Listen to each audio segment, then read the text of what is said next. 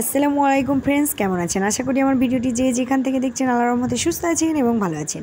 ভিডিওটিতে আমি খুব একটি বকবক করব না, আজকে একেবারে ঝটপটভাবে আপনাদের এই রেসিপিটি দেখাবো। দেখে হয়তো আপনারা বুঝে গেছেন এটা কি।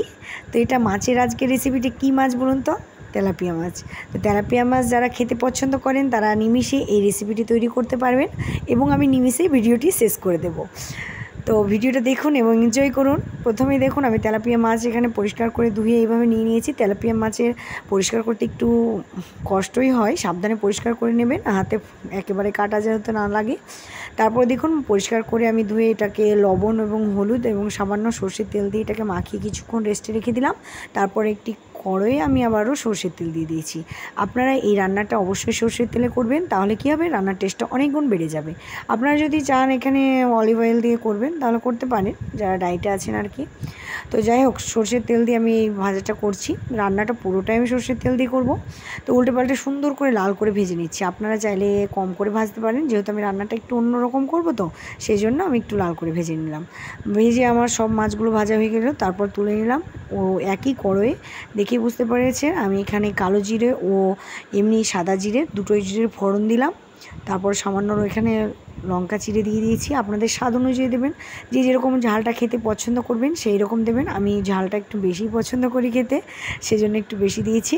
তারপর এখানে আর সেরকম মশলা আমার অ্যাড করতেই হবে না।